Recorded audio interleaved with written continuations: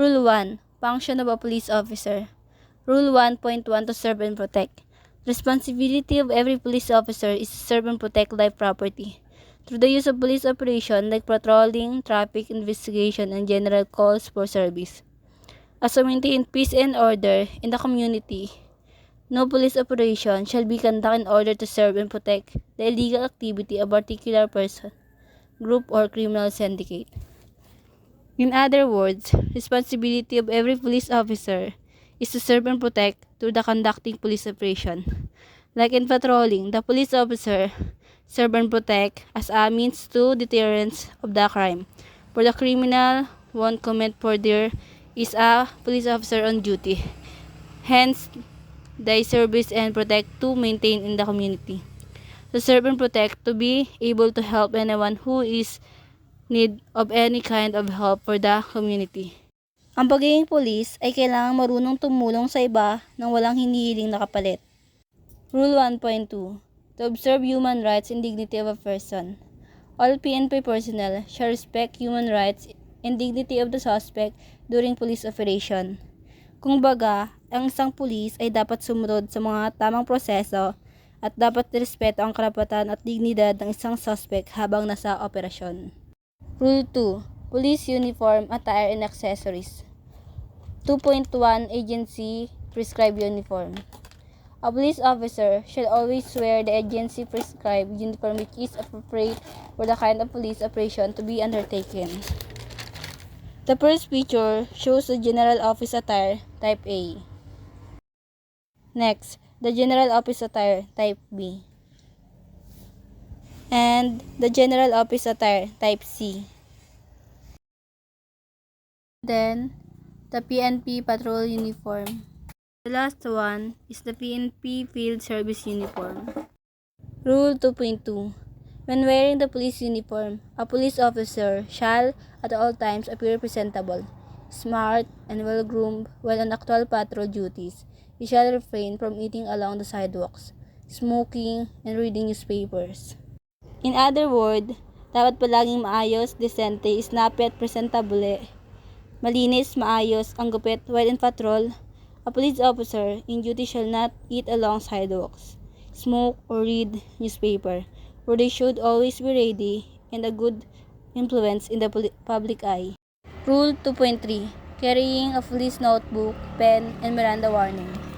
Every police officer on patrol, whether on board or a vehicle or on foot patrol, must always carry with him a police notebook, a pen, and the Miranda warning card. The notebook, which is approximately pocket size, will be used to inscribe important events that transpire during his to.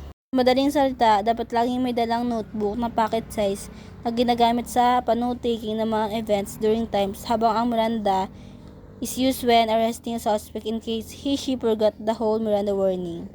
2.4. Carrying of non-lethal weapon in the police rig.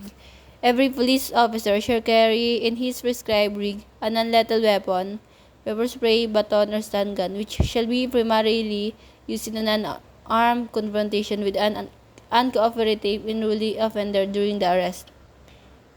In other words, in case of non-armed confrontation, the police officer must use necessary means or non-lethal weapon. Not in all cases the gun or firearm can be used. It is much better to use it as other means in a non-armed confrontation. Rule 3. Categories of police operation. Police operation are categorized as follows. 3.1. Public safety operation. It includes search, rescue, and retrieval operations, fire drills, earthquake drills, and similar operations that promote public safety. Madaling salita, it promotes public safety like earthquake drills, fire drills, search, rescue, and retrieval. Seminars in public, schools, and in some case on other police. 3.2. Law enforcement operation. It includes service of warrant of arrest, implementation of search warrant, enforcement of visitorial powers of the chief, Philippine National Police and unit commanders, anti-illegal drugs operation, anti-illegal gambling operation, anti-illegal logging operation, anti-illegal fishing operation, anti-carnapping operation, anti-kidnapping operation, anti-cybercrime operation, and similar operations that are conducted to enforce law, statutes, executive orders, and ordinance. 3. Internal security operation. It includes counterinsurgency operation, counter-terrorist operation, and similar operations that are conducted to ensure internal security. Sa madaling salita, sila ang nagpoprotekta laban sa mga terorista. Example, SAP or AFP. 3.4. Special Police Operation. It includes checkpoint operation, roadblock operation, civil disturbance management operation, police assistance in the enforcement of demolition, eviction, injunction, and similar orders, police assistance in the implementation of final court and order from quasi-judicial bodies, hostage situation, visit board, search and seizure on board marine vessels, and similar police operations that are conducted by police units with specialized training on the peculiarity of the mission or purpose.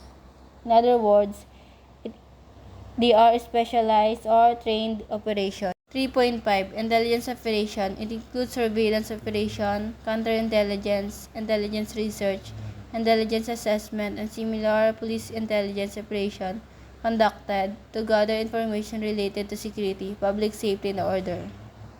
Sila yung mga taong nagkakalap ng mga impormasyon. 3.6. Investigation operation. It includes investigation of crime or incident, administrative investigation, and similar investigative work necessary to determine facts and circumstances for filing cases criminally or administratively. Sila yung mga nag-iimbestiga. In 3.7, the scene of the crime operation. It includes the processing of crime scene, technical and forensic examination of evidence, and similar scientific investigative assistance. Sila yung mga nagpo-process ng crime. Rule 4. Pre-operational clearance. No police operation shall be conducted without approval of the Chief Commander, Head of the concerned police unit, officer. A pre-operational clearance shall be filled by the team leader of the operating team prior to the conduct of the operation and shall be approved by the concerned police unit commander. The clearance shall be submitted to the operations section division of the concerned police until for record purpose.